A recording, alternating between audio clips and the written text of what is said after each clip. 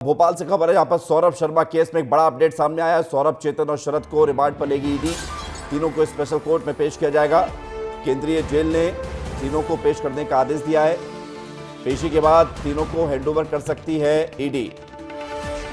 ED ने नई याचिका लगाकर प्रोटेक्शन वारंट मांगा है। अब देखना यह है कि इस याचिका पर क्या फैसला आता है। अगर रिमांड मिलती है तो फिर ईडी सौरभ, चेतन और शरद, इन तीनों से राज उगलवाने के लिए पूछताछ शुरू करेगी। प्रोटेक्शन वारंट मांगा है ईडी की टीम ने।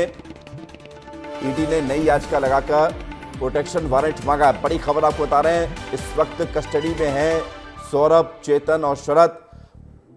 भोपाल में गोल्ड कैश का ये पूरा मामला, जहां पर सैकड़ों करोड़ों की प्रॉपर्टी, नकदी, सोना चांदी, जेवरात सब बरामद हुआ।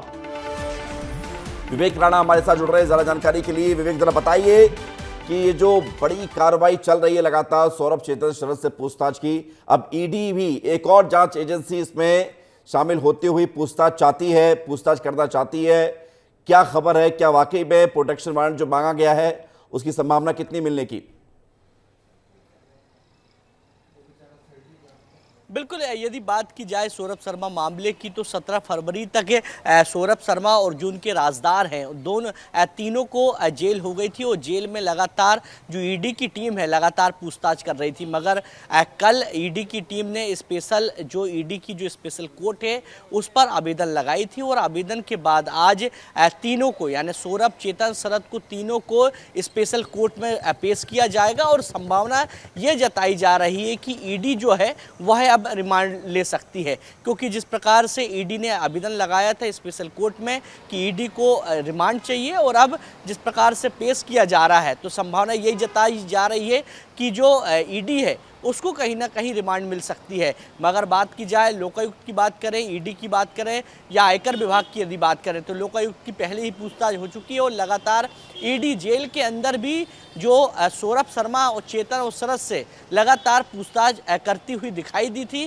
क्योंकि तीनों से अलग अलग पूछताछ की जा रही थी। मगर अभी तक यदि बात की जाए इस मामले में तो खुलकर किसी के नाम सामने नहीं आ पाए हैं। ना ही लोकायुक्त की जांच के दौरान किसी के नाम सामने आए थे, ना ही ईडी जब जांच कर रही थी उस दौरान भी किसी का नाम सामने नहीं आया है। यानी कह सकते हैं कि इस मामले में अभी भी जो जांच एजेंसियों के हाथ खाली हैं कि जो कार में मिला जो सोना, जो नकदी जो है वह किसकी है, ये एक बड़ा सवाल है जिसको लेकर लगातार ईडी पूछताछ कर रही है। अलग अलग तरीकों से, अलग अलग एंगल से, तीनों से बंद कमरे में जेल के अंदर सलाखों के पीछे पूछताछ हो चुकी है। और अब जब कोर्ट लाया जाएगा करीब आधे घंटे बाद तो संभावना है कि ईडी को रिमांड मिलेगी और ईडी अब सौरभ, चेतन और शरद से अपने तरीके से पूछताछ करती हुई दिखाई देगी। जी ठीक है विवेक, बहुत बहुत शुक्रिया आपका हमारे साथ जुड़ने के लिए, जानकारी के लिए।